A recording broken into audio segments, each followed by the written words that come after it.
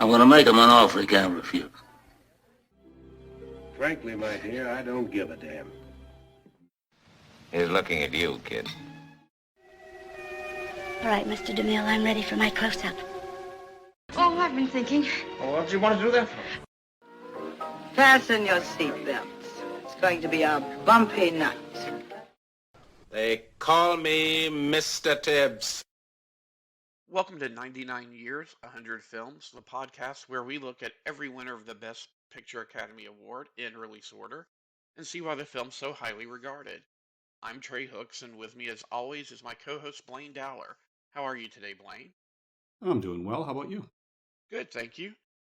This time we're looking at the 37th Annual Academy Awards, covering films released in 1964, and the Best Picture winner of that year, My Fair Lady, directed by George Cukor. My Fair Lady premiered on October 21st, 1964, and features Audrey Hepburn as Eliza Doolittle, Rex Harrison as Professor Henry Higgins, and Wilfred Hyde White as Colonel Pickering.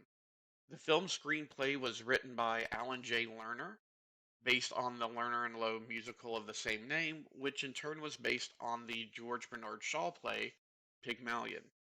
Our synopsis today comes from the fine contributors at Wikipedia. In London, Professor Henry Higgins, a scholar of phonetics, believes that the accent and tone of one's voice determines a person's prospects in society. At the Covent Garden fruit and vegetable market one evening, he meets Colonel Hugh Pickering, himself a phonetics expert who had come from India to see him. Higgins boasts he could teach even Eliza Doolittle, the young flower seller woman with a strong Cockney accent, to speak so well he could pass her off as a duchess at an embassy ball. Eliza's ambition is to work in a flower shop, but her accent makes that impossible. The following morning, Eliza shows up at Higgins' home seeking lessons. Pickering is intrigued and offers to cover all the attendant expenses if Higgins succeeds. Higgins agrees and describes how women ruin lives. Eliza's father, Alfred P. Doolittle, a dustman, learns of his daughter's new residence. He shows up at Higgins' house 3 days later, ostensibly to protect her virtue, but in reality is there to extract some money from Higgins and is bought off with £5. Higgins is impressed by the man's honesty, his natural gift for language, and especially his brazen lack of morals. Higgins recommends Alfred to a wealthy American who's interested in morality. Eliza endures Higgins' demanding teaching methods and treatment of her personally, while the servants feel both annoyed with the noise as well as pitiful for Higgins. She makes no progress, but just as she, Higgins, and Pickering are about to give up, Eliza finally gets it. She instantly begins to speak with an impeccable upper-class accent and is overjoyed at her breakthrough. As a trial run, Higgins takes her to Ascot Racecourse, where she makes a good impression initially, only to shock everyone by a sudden lapse into vulgar cockney while cheering on a horse. Higgins partly conceals a grin behind his hand. At the racecourse, she also meets Freddie Ainsford Hill, a young upper-class man who becomes infatuated with her. Higgins then takes Eliza to an embassy ball for the final test, where she dances with the Prince of Transylvania. Also present is Zoltan Karpathy, a Hungarian phonetics expert trained by Higgins, who is an imposter detector. After he dances with Eliza, he declares that she is a Hungarian princess. Afterward, Eliza's hard work is barely acknowledged, with all the praise going to Higgins. This and his callous treatment of her, especially his indifference to her future, causes her to walk out on him, but not before she throws Higgins' slippers at him, leaving him mystified by her ingratitude. Outside, Freddie is still waiting and greets Eliza, who is irritated by him as all he does is talk. Eliza tries to return to her old life, but finds that she no longer fits in. She meets her father, who's been left a large fortune by the wealthy American to whom Higgins had recommended him, and is resigned to marrying Eliza's stepmother. Alfred feels that Higgins has ruined him, lamenting that he is now bound by middle-class morality, in which he gets drunk before his wedding day. Eliza eventually ends up visiting Higgins' mother, who is outraged at her son's callous behavior. The next day, Higgins finds Eliza gone and searches for her, eventually finding her at his mother's house. Higgins attempts to talk Eliza into coming back to him. He becomes angered when she announces that she's going to marry Freddie and become Karpathy's assistant. He makes his way home, stubbornly predicting that she will come crawling back. However, he comes to the unsettling realization that she has become an important part of his life. He enters his house feeling lonely, reflecting on his callous behavior, missing Eliza so much that he turns on his gramophone and listens to her voice. Suddenly, Eliza reappears at the door and turns it off to catch his attention. And there ends My Fair Lady. What were your initial thoughts on this, Blaine? Oh, this is the first time I've seen it in a couple of decades. And the first time through, I don't really remember much as a child thinking, oh, that was a decent musical, but when I was going to musicals, I was rewatching Singing in the Rain or something else instead. With rewatching it now, Higgins does treat her like crap the entire time. I appreciate the fact that they actually call him out for it. That's one of the issues with, say, a Hitchcock film, is that Hitchcock characters often treat each other poorly, and it's not called out because Hitchcock did not know how to interact with other human beings and didn't see it as a problem. Here, yeah, they call him out for it. Pickering calls him out for it. Mrs. Pierce says, yeah, I know Higgins just gave you these instructions, but you're going to sleep. It's 3 a.m. You need to sleep.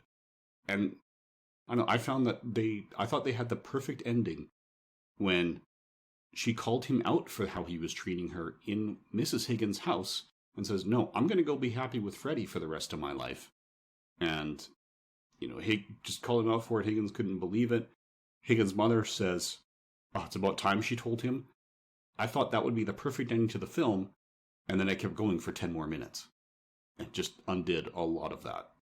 I wanted to know what your take is on the ending. So, for our listeners, I purposefully did not read the last 2 sentences of the Wikipedia plot synopsis because I don't know that their interpretation of the ending necessarily matches my interpretation of the ending.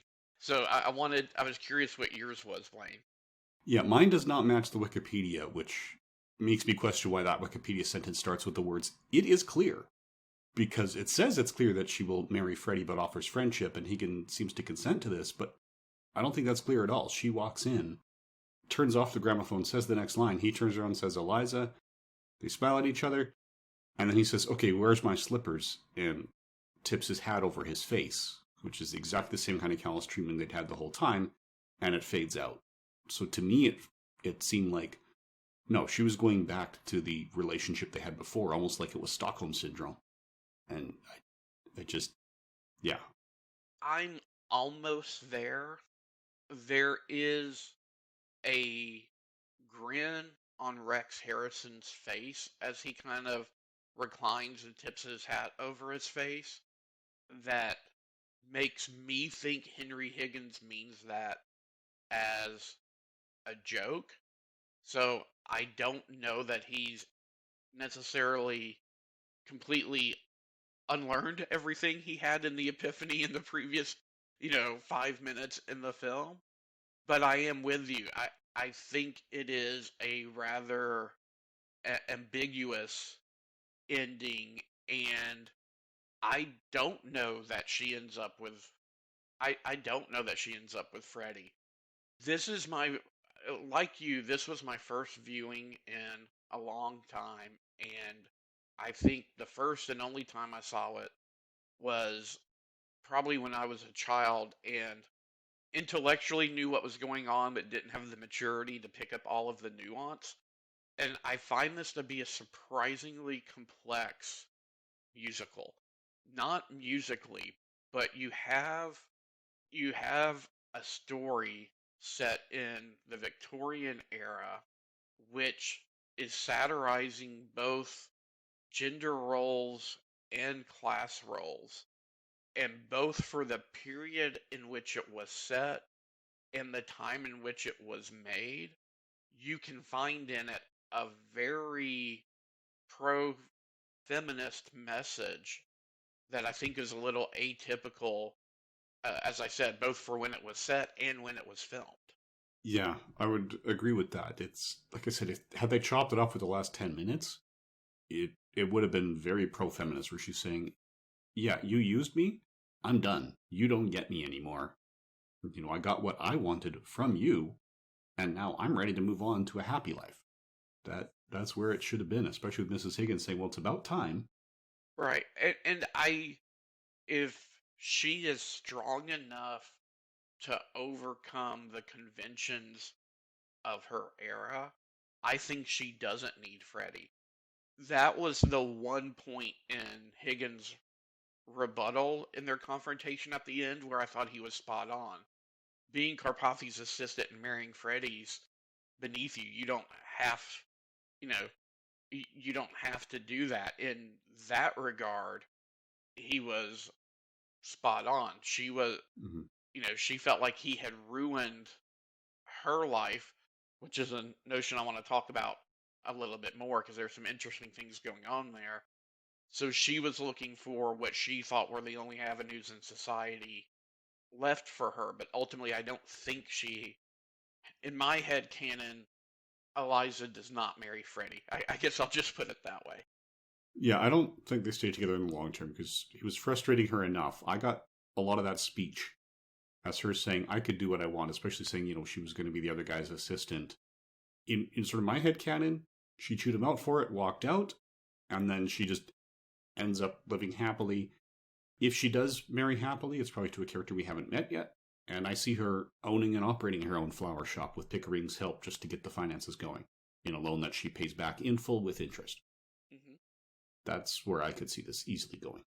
So, Henry Higgins, do you see him? So I'm sorry, I'm putting this together poorly. Some of the interpretations I've seen of both the play and the film cast Pickering and Henry Higgins in a homosexual relationship. I was curious, did you see that? I saw it more as Henry Higgins being perhaps more asexual and perhaps having some social coping deficiencies. He was not as extreme, but I saw a lot of the Sheldon Cooper Leonard Hofstadter relationship in the Colonel Pickering and Henry Higgins relationship more than I saw any kind of romantic relationship. But I was just curious what your read on it was. Yeah, I read it as asexual. I don't know about the comparison. I know those characters are from The Big Bang Theory. I have tried watching that and couldn't. Just for the listeners, in case you didn't know, I got 2 physics degrees before I got my education degree, and I found that show very off-putting because partly because it wasn't laughing with nerds, it was laughing at nerds, and it originally launched in the same time zone or time slot as Chuck, which I thought did the nerd culture much better.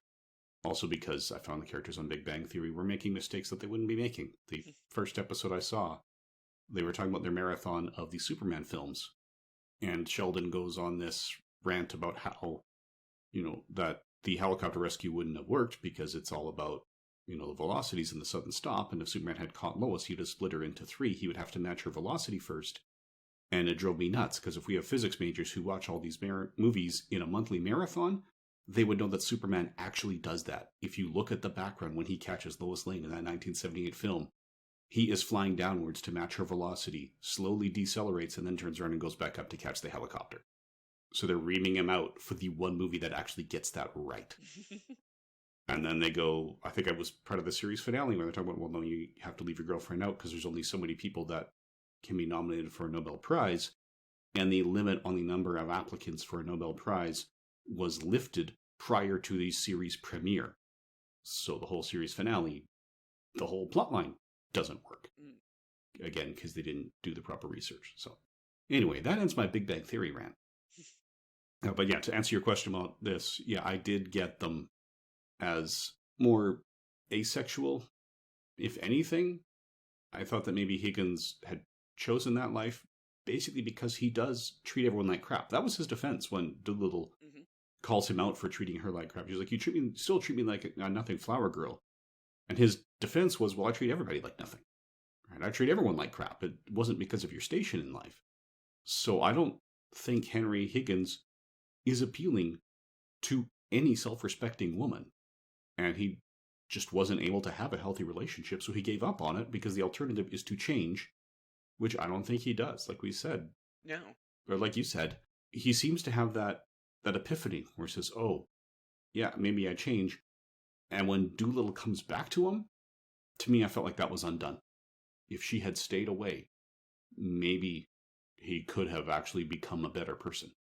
So if instead of ending the movie when Mrs. Higgins said you messed up, maybe end it with him listening to her voice, but cut it off before she comes back. So we think, well, maybe Higgins is going to become a better person because he lost Eliza. But again, it didn't go there. Right. Well, everything's an experiment to him. One of the bright spots in this is, Stanley Holloway as Alfred Doolittle, Eliza's father. And the way Rex Harrison handles him, you can tell everything's an experiment to him. Here's this low, delightfully amoral person from within the confines of the society, who yet has his own personal code, right? So Alfred wants 5 pounds. He doesn't want more than 5 pounds because that wouldn't be right. That would, that would be too much. He wants just enough, Mm-hmm. So what does Higgins do? Higgins sends him to a millionaire moralist just to see what would happen if I take this person who's extremely interested in morality and combine them with somebody who's extremely amoral. I wonder what would happen. You can see that was Higgins' mindset. Yeah, the moralist expert was annoying him, so he decided to annoy him in return by setting him the worst example. Mm-hmm. And it kind of blew up in both of their faces, although I think if Higgins found out what happened, he would just laugh about it. Yeah, definitely. So what did you think of the notion of a person's life improving to the point to where they don't fit into their old life anymore? I don't know that people consciously think about social class as much anymore. I may be saying that from a spot of privilege, and if I am, I apologize. But the notion of not just you can wear nice clothes and have a nice bath and nobody recognizes you. I don't mean that aspect of it, but the aspect of you start hanging around different types of people, you start learning new things, your horizons broaden, and suddenly you don't feel like you fit in with a particular crowd that you thought that you felt that you belonged with before. Because I think there's two crucial turning points for Eliza. One is when, after the ball, absolutely no one recognizes her contributions to winning the bet and to all that she's learned. And the second is when she goes back to Coventry Garden and she realizes that she can't relate with what was her peers in the same way anymore. I think there is validity to it, and I'm saying that from a little bit of personal experience, but also experience as a teacher, watching as students do that shift and how they are judging each other. When I grew up in one of the most culturally diverse neighborhoods in the city of Edmonton. And I saw students who were best friends in grade 1 come back in grade 2, and one said, oh, we're not allowed to talk to each other anymore because they'd hung out over the summer. And that's when their parents found out, oh, they came from the same street in their home country, but it was opposite ends of the street. So they were cut off because, they would obviously be a bad influence even though they were best friends. And I have seen people who just didn't fit in. My best friend in junior high and I drifted apart. We tried reconnecting as adults and we just weren't the same people. We did not mesh anymore. So, yeah, I do think that there is validity to that. I think the pattern of speech is not enough to explain the difference. So I think there can be changes, but it needs more than this. My issue with that was the fact that her transformation was not gradual. That is a part that really sticks for me. Yes, it's... And I guess it's just the artifice of the film, but it is flip a switch. Yeah. It was horrible and perfect. Now, they did have the nuance of once they thought she had it, when she gets angry in the third act of the film, she fluctuates, which I liked. Mm-hmm. But you never saw the transition from horrible to perfect. No, it was practically mid-sentence flip of a switch, which gave them something to hang another song on. But yeah, it helps that when they took her to the races, yeah, she presented well at first, but then the actual content of her discussion wasn't there in terms of what they were looking for.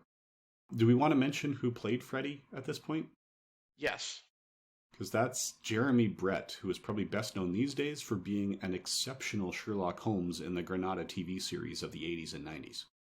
And another, just if we're calling out the actors, another one that people might recognize, a very small role when someone comes to escort Eliza to meet the Queen of Transylvania at the ball. That's Alan A. Peer, who is probably best known for playing Alfred Pennyworth in the 1966 Batman series.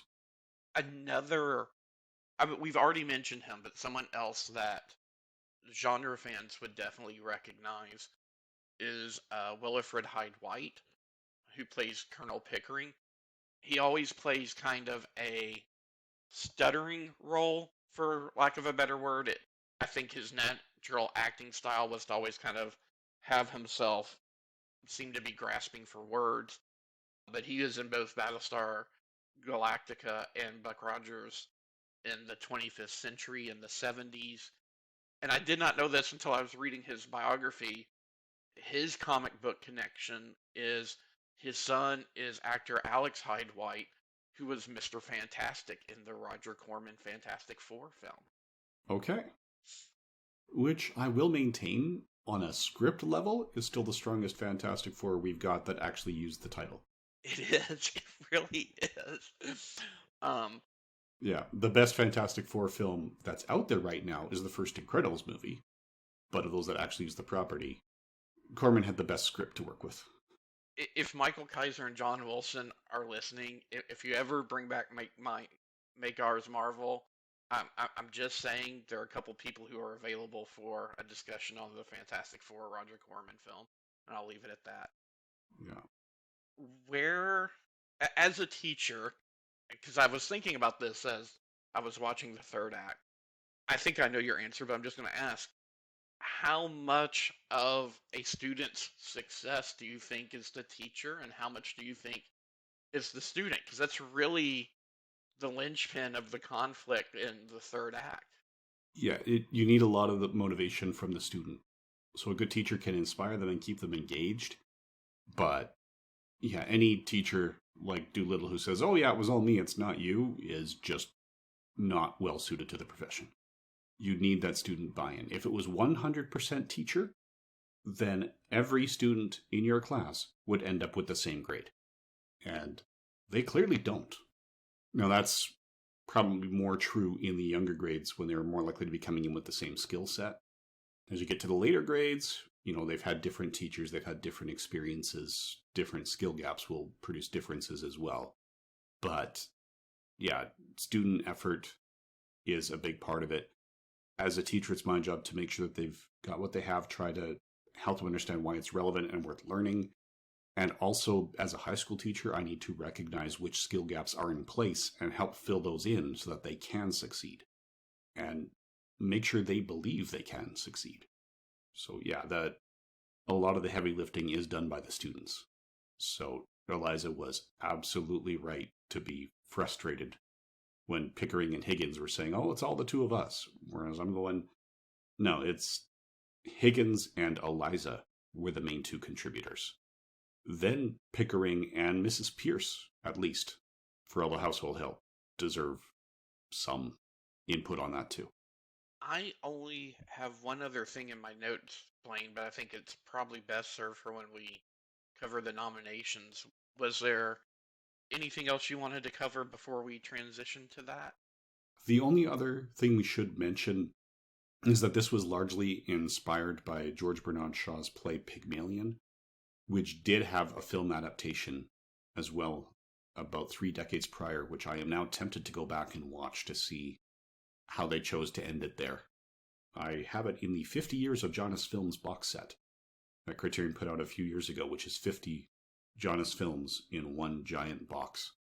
I'm trying to remember. I know that it came up when we were earlier in our podcast. I'm trying to remember if it was a nominee. It was. It was. It won the Oscar for Best Screenplay each year. It was nominated for Best Picture, Best Actor, and Best Actress. Okay. Yeah, just pulled it up. That would be the 1938 version, starring Leslie Howard as Professor Henry Higgins and Wendy Hiller as Eliza Doolittle. So just scrolling down, I am seeing a lot of the same roles, but, as we go down to the bottom, I'm seeing a couple of social reporters, I'm seeing a vicar, so there are some deviations as well. And then the other film connection, which is not official as far as I can tell, but I cannot imagine that the only credited screenwriter for Pretty Woman was not thinking of My Fair Lady when they put that movie together. Yeah. It's remarkably similar, aside from Julia Roberts not being a flower girl, and it's not as focused on speech, but it's a lot of the same story. Well, there's even a lot of Colonel Pickering, now that you say that, in Hector Elizondo's character in that film. I haven't seen that since it was in theaters, so I don't remember it well enough to remember Hector Elizondo. I still mostly associate him with other roles, but he was not drawing a blank on the correct term, he worked at the hotel where he was the concierge at the hotel who helps her prep for the dinners and the events. He's the one who takes care of her when she gets shunned when she first tries to go shopping. Okay, yeah. Probably worth a rewatch, because I remember it being good, I just haven't gotten around to it. So in that case, it sounds like it's time to run through the awards for the year? I think so. Okay, so the 37th Annual Academy Awards were broadcast on April 5th, 1965, in the Santa Monica Civic Auditorium. They were hosted by Bob Hope. Now, the Best Picture clearly went to My Fair Lady, beating out Beckett, Dr. Strangelove, Mary Poppins, and Zorba the Greek. Best Director went to George Cukor for My Fair Lady, beating out Beckett, Dr. Strangelove, Mary Poppins, and Zorba the Greek. That's a perfect fit, and it's not the last time we'll have exactly those 5 movies nominated.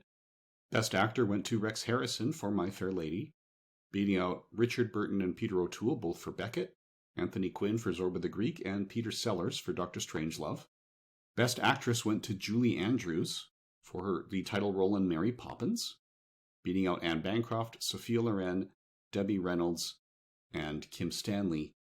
Audrey Hepburn was not nominated, and they think 2 reasons for that are that Marnie Noxon dubbed a lot of her singing because the songs weren't written in the key that is natural to Audrey Hepburn, and rather than adjust the key as they often did, they dubbed her.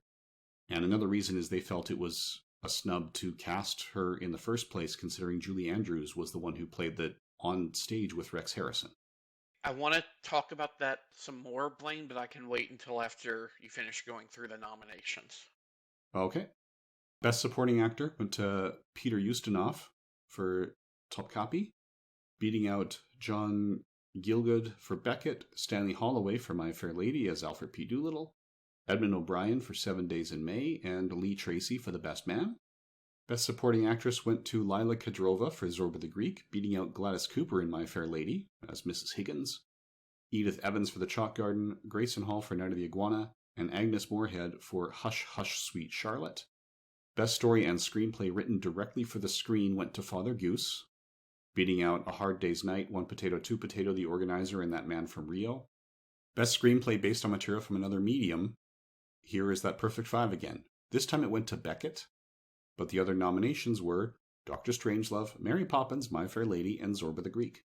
Best Foreign Language Film went to Yesterday, Today, and Tomorrow out of Italy, beating out Raven's End, Salah Shabadi, The Umbrellas of Cherbourg, and Woman in the Dunes.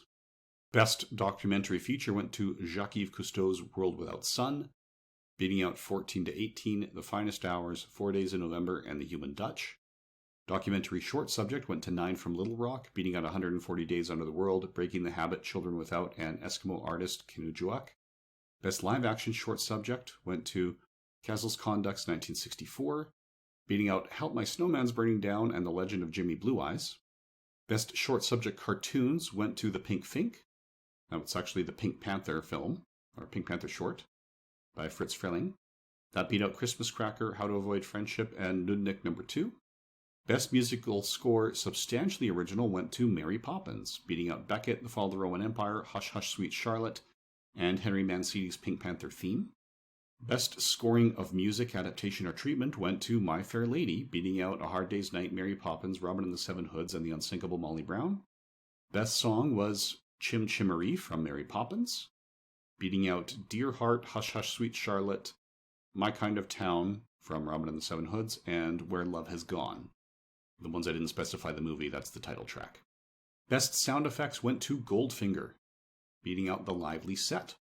Little aside here, I'm honestly surprised that the title track from Goldfinger was not nominated for Best Song. I am too. And just to remind our listeners, in case they're wondering why a lot of the musicals that have had other nominees this year don't have an entry under Best Song, to qualify for Best Song, that song has to have been originally written for the film. So a film like My Fair Lady, where all of the songs were lifted from the Broadway play, would not qualify for Best Song. Yes, so I'm wondering if there's something with the Goldfinger song that disqualified it that we didn't know about, because I mean Chim Chimery is a good song, but I don't know any of the other music. But Goldfinger is one that people tend to know. Possibly because people are still watching it. It's an ongoing successful franchise today. Mm-hmm. Anyway, Best Sound went to My Fair Lady, beating out Beckett, Father Goose, Mary Poppins, and The Unsinkable Molly Brown. Best Art Direction Black and White went to Zorba the Greek, beating out the Americanization of Emily, Hush Hush Sweet Charlotte, Night of the Iguana, and 7 Days in May. Art Direction Color went to My Fair Lady, beating out Beckett, Mary Poppins, Unsinkable Molly Brown, and What a Way to Go. Black and White Cinematography, Zorba the Greek beat out Americanization of Emily, Fate is the Hunter, Hush Hush Sweet Charlotte, and Night of the Iguana. Color Cinematography, My Fair Lady beat out Beckett, Cheyenne Autumn, Mary Poppins, and The Unsinkable Molly Brown. Black and White Costume Design went to Night of the Iguana, beating out House is Not a Home, Hush Hush Sweet Charlotte, Kisses from My President, and The Visit. Costume Design Color went to My Fair Lady, beating out Beckett, Mary Poppins, Unsinkable Marley Brown, and What a Way to Go. And I keep saying Marley, it's Molly Brown. I don't know why I keep doing that. Best Film Editing, Mary Poppins beat out Beckett, Father Goose, Hush Hush Sweet Charlotte, and My Fair Lady. And Best Special Visual Effects, that's one category, went to Mary Poppins and Seven Faces of Dr. Lau. Sorry, that struck me that special visual effects are one category, because now special effects are ones that happen on set and are filmed as is by the camera, and visual effects are the ones done in post-production with CGI and whatnot. And then the honorary award went to William Tuttle for his outstanding makeup achievement for the Seven Faces of Dr. Lau. Interestingly, they did not give a technical award for the invention of the wireless microphone that they hid behind Rex Harrison's tie. But I think that played into it winning Best Sound. Probably. But yeah, anything else, normally they would have a technical award saying, yeah, you've made making movies much, much easier forever. So here's a statue. So did we want to circle back to the Julie Andrews thing? Yes. So I'm going to say this with the qualifier that I've only seen two of the films nominated for Best Actress, Mary Poppins and The Unsinkable Molly Brown. I'm not disputing Julie Andrews' win. But politics aside, where do you come down on singing versus acting when considering something like a Best Acting award? Is it for the entire performance, so you expect the actor or actress to do quote unquote the entire performance, so that something like hiring someone else to dub over the singing should disqualify someone? Or do you think that it should focus on the acting part of the performance and that the dubbing should not disqualify? Because honestly, I can't pick between Julie Andrews and Audrey Hepburn for the two roles, but I think Audrey Hepburn deserved a nomination. Yeah, I haven't seen the other nominees like you, so I I don't see an issue with nominating her, especially since she did the training and she was singing. So when she was lip syncing on the sound stages, as people do, she had actually trained her voice and she was lip syncing to her own recording. The only person who wasn't lip syncing was Rex Harrison because he couldn't sing, so he was just speaking the whole time, which I would think would be more of a disqualifier than them saying, yeah, we didn't want to recompose the music, so we dubbed you after the fact, which is what happened with Hepburn. So she actually had sung all of the songs and was lip syncing to her own work, and then had it swapped out later because they didn't want to pay the composers to reorchestrate all the pieces when they could bring in Marnie Noxon uncredited. Yet again, she had done that for Deborah Kerr in The King and I. She had done that for Maria's singing voice in West Side Story. This was Marnie Noxon's career in a lot of ways. Whereas Rex Harrison, so he was the only one that wasn't syncing, so things actually looked off because he would have perfect lip sync when the others were singing. So they had to go through in post-production and mess around with his recordings to break the lip syncing so he didn't seem out of place. Mm-hmm. So yeah, I would not have considered that as disqualifying her for the nomination. I could see Julie Andrews because she did a phenomenal role in Mary Poppins, and people were also, wanting to be kind to her, almost like a consolation prize for being left out of the running for the My Fair Lady role. She was not offered this role, and a lot of people feel, no, she nailed it on Broadway. She should at least be offered the part. So I could see them giving her the award because she did an incredible job and was slighted somehow in the same year. So yeah, I would have no issues with Audrey Hepburn being nominated until I see Anne Bancroft, Sophia Loren, Debbie Reynolds, and Kim Stanley. I'm not going to say that, yeah, it was top 5 of the year. Right. But it was certainly an excellent performance to the point that, yes, it could be there. The number of times where she is acting in the background when the camera's focused on Higgins and Pickering, particularly in the end when they're slighted, that's the way it was shot, is that she was in the background and she was being ignored. But that didn't change her performance. She wasn't just sitting there modeling in the background because she's thinking, oh, eyes are going to be there. She doesn't stop acting, and she acts well the entire time. I feel like comparing the two roles, I think the My Fair Lady role, Eliza Doolittle, has more emotional complexity to it than Mary Poppins. And I agree with you. Julie Andrews was doing it night after night on the stage, so it's not like she couldn't do it right. But I also don't want to take away anything from Julie Andrews and Mary Poppins, so to where, because I feel like that was a very nuanced performance. And while blending live action and animation was not anything new, I mean, most of the first animated shorts were actually that. Mm-hmm. This was the first time it was taken to this level to where you completely immersed actors in animation. I mean, we talk now about someone in a Guardians of the Galaxy movie trying to emote to a floating tennis ball, right? Mm-hmm. Julie Andrews was doing that 50 years ago. I mean, I don't know exactly what they were doing, but when you look at numbers like It's a Jolly Holiday for Mary, to where her and Dick Van Dyke have to touch and take objects from animated characters. I don't think it had been taken to that level prior to that film. I mean, that's obviously why it won Best Visual Effects.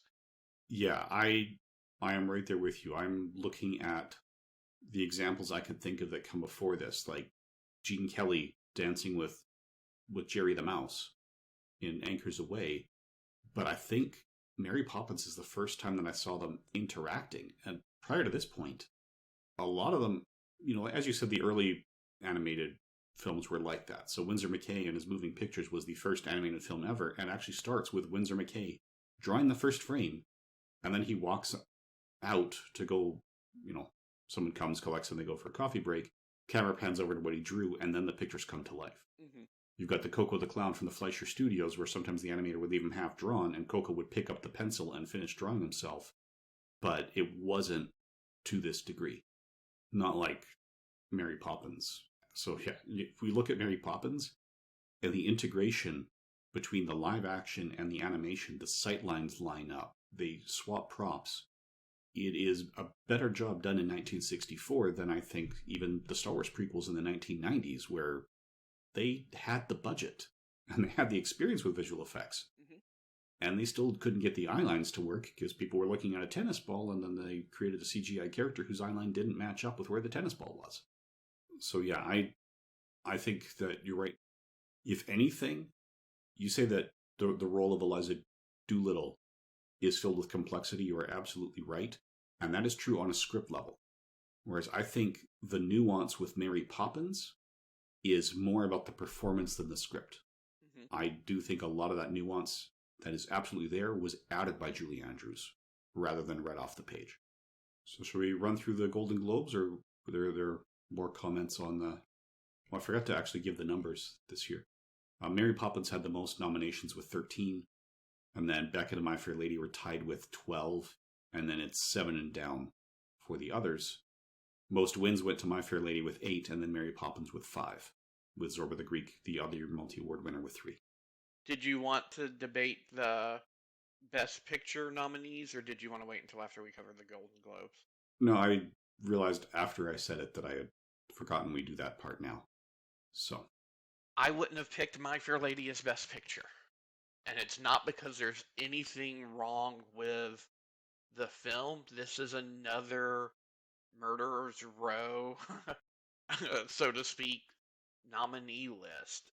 In hindsight, I think it should have gone to either Dr. Strangelove or Mary Poppins. I am right there with you. I haven't seen Beckett or Zorba the Greek yet, but while I agree that My Fair Lady deserved the nomination, I would not have given it the win.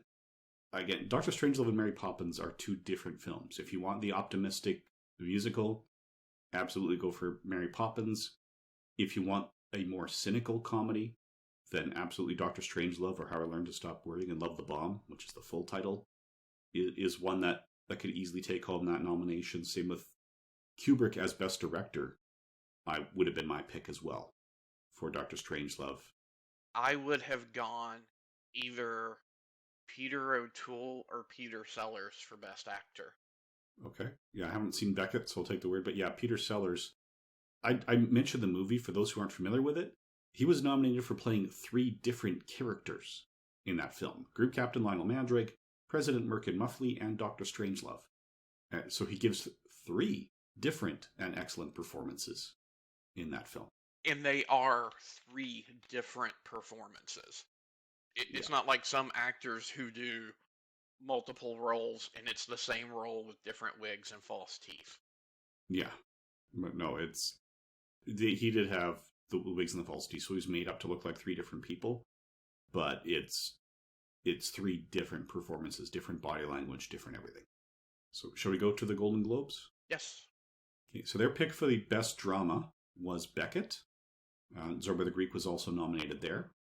Their pick for the best comedy or musical was My Fair Lady, and Mary Poppins was nominated there. They did not nominate Dr. Strangelove. Ooh. Best actor for drama did go to Peter O'Toole for Beckett. Best actress for drama went to Anne Bancroft for The Pumpkin Eater. Best Actor Comedy or Musical also went to Rex Harrison for My Fair Lady. Interestingly, they did nominate Peter Sellers for The Pink Panther rather than Dr. Strangelove. They also nominated Dick Van Dyke for Mary Poppins. Best Actress, again, Julie Andrews for Mary Poppins, but they did nominate Audrey Hepburn for My Fair Lady, as well as Sophia Loren for Marriage Italian Style and Debbie Reynolds for Unsinkable Molly Brown, who were nominated at the Oscars. Supporting Actor, Edmund O'Brien for 7 Days in May, and Stanley Holloway was nominated for My Fair Lady. Supporting Actress went to Agnes Moorehead for Hush Hush Sweet Charlotte. They did not nominate Gladys Cooper here. Best Director went to George Cukor for My Fair Lady, no nomination for Kubrick. Best Music Original Score went to Follow the Empire, beating out Beckett, Mary Poppins, 7 Days in May, and Zorba the Greek. Again, it's original, so the score My Fair Lady would have qualified. For Best Song, My Fair Lady did not qualify and was not nominated. That went to the title track to Circus World, beating out title tracks for Dear Heart, From Russia with Love, Sunday in New York, and Where Love Has Gone. No nominations for Mary Poppins here. Wow. And From Russia with Love rather than Goldfinger. And then their Best TV Show went to The Rogues, beating out 12 O'Clock High, The Munsters, The Red Skelton Show, and Wendy and Me. Interestingly, The Rogues is not one of the 2 shows I've heard of from that list. Best TV Star Male went to Gene Barry for Burke's Law, beating out Richard Crenna, James Franciscus, David Jansen for The Fugitive, and Robert Vaughn for The Man from U.N.C.L.E. And Best TV Star Female went to Mary Tyler Moore for The Dick Van Dyke Show, beating out Dorothy Malone for Peyton Place, Yvette Mimieux for Dr. Kildare, Elizabeth Montgomery for Bewitched, and Julie Newmar for My Living Doll. So, how do you think these stacked up? When you said that Mary Poppins didn't snag any of the song awards, I was surprised, or at least not nominated. I mean, I have never understood the reverence people have for Chim Chim Cheree, mostly because to me it's like just a series of little vignettes. It's not really a complete song, but my preference has always been Jolly Holiday with Mary. See, and I would have gone for Supercalifragilisticexpialidocious. Yeah, there's a lot there to pick from, so. Or A Spoonful of Sugar, how many more of those songs do people know than... Yeah, when you're talking about Mary Poppins, I wonder if maybe they split the vote or something, because you could literally look at every song in that movie and say, that's a contender. I don't know. As far as the Best Film Drama for the Golden Globes, I haven't seen any of the nominees. No comment. I see that Beckett and Zorba the Greek were both there, with Beckett winning, so that's consistent with the Oscars at least. We'll talk about how that stacks up with Letterboxd and IMDb later. For the Comedy or Musical, My Fair Lady, here I have seen both Mary Poppins and Father Goose. I have not seen Unsinkable Molly Brown or The World of Henry Orient. I don't understand why Dr. Strangelove is not in this list. And Dr. Strangelove, Mary Poppins, and arguably Father Goose, I would give it to over My Fair Lady. Yeah. Now going through the other nominations, IMDb voters almost agree with the Academy here. If you look at just the nominated films, Dr. Strangelove comes out as the first pick, and My Fair Lady is second. But sorting them all, everything that came out in 1964 with at least 1,000 votes, by descending rating, Dr. Strangelove comes out at number 5 on the list. My Fair Lady is 21, with Mary Poppins and Beckett coming in at 22 and 23. So Dr. Strangelove has an 8.4 out of 10 for the average rating. Mm-hmm. My Fair Lady, Mary Poppins, and Beckett are all a 7.8. So that's a very tight race. And Zorba the Greek comes in at number 32 with a 7.7. So that's pretty close with Dr. Strangelove on top. That's a closer spread, I think, than we normally get. It is. Yeah, it's a lot tighter. The Letterboxd users disagree. They put Dr. Strangelove as number 3 for the year. And Mary Poppins is second. And from there, Zorba the Greek and Beckett are both coming in next. Beckett a little bit ahead of Zorba the Greek. And then My Fair Lady is actually dead last for these 5 nominations. And the Woman in the Dunes, the Japanese nominated Best Foreign Language Film, is number 1, and I Am Cuba comes in at number 2 overall on Letterboxd. So those are the only 2 that come in above the nominations.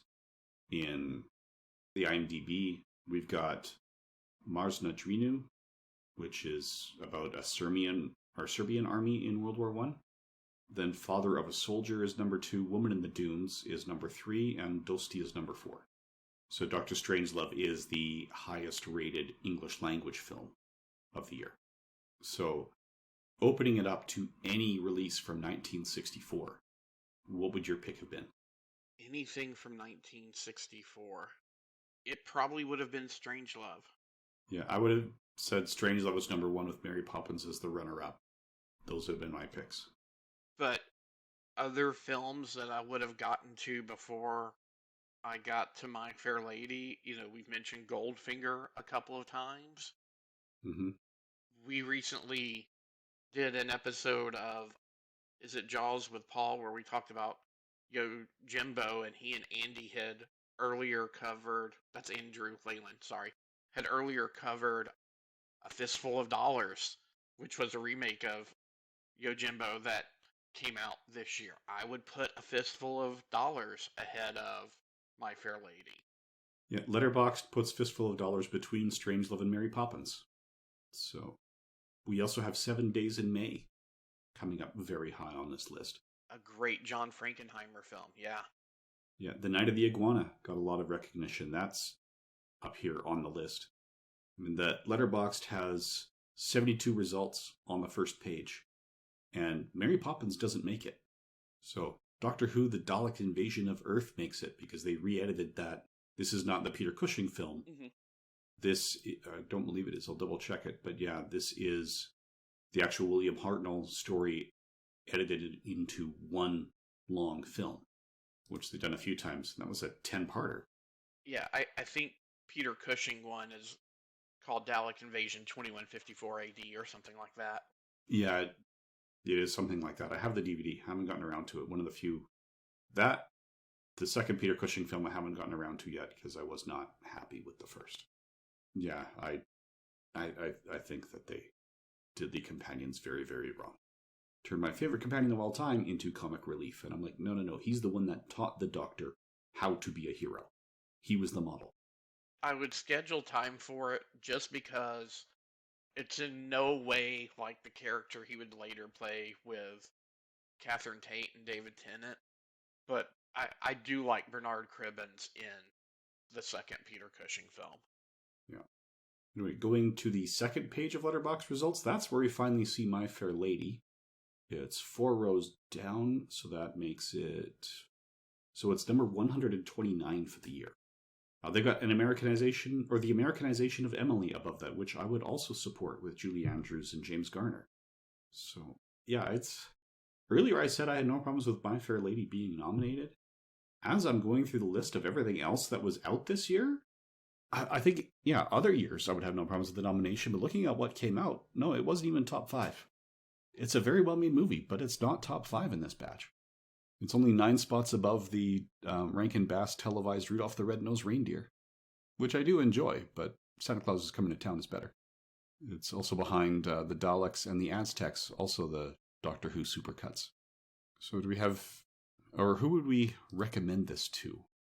I would recommend it to people who enjoy Broadway, and I'm saying that instead of musicals because if you think musicals, you think Singing in the Rain, or, you mentioned Anchor's Way. If you're thinking of like the Gene Kelly, Judy Garland style of musicals, or even West Side Story, we're kind of migrating past that a little bit, or musicals are maturing past that to where they are becoming more literal adaptations of Broadway plays. So I would say if you enjoy Broadway theater, I would check this out because it is done by a great cast with a skillful hand.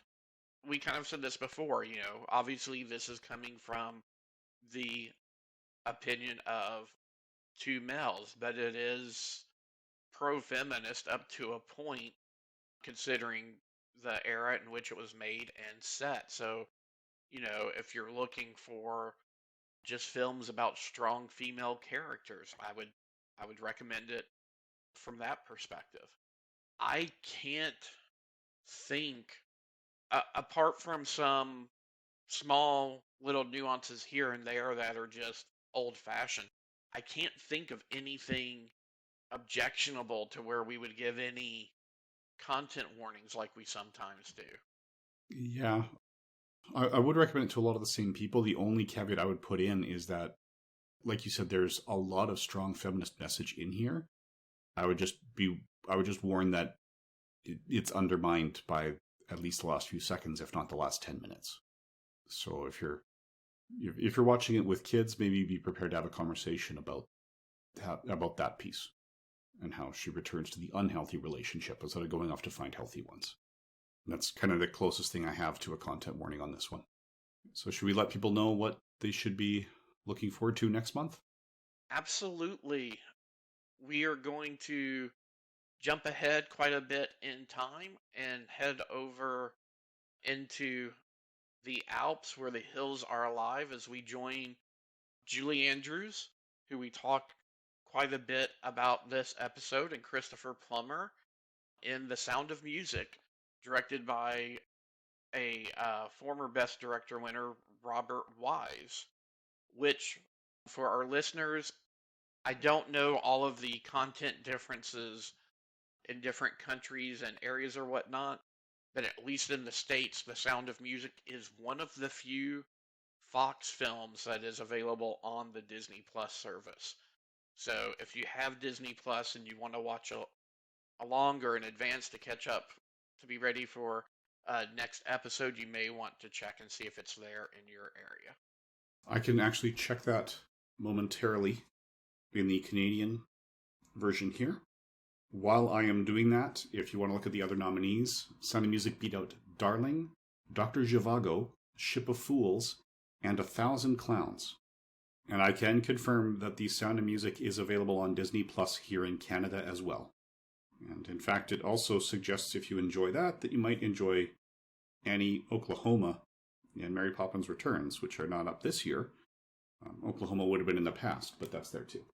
That's more the traditional musical, with Rod Steiger, who is one of Trey's favorites and will also be mentioned next month. Yes.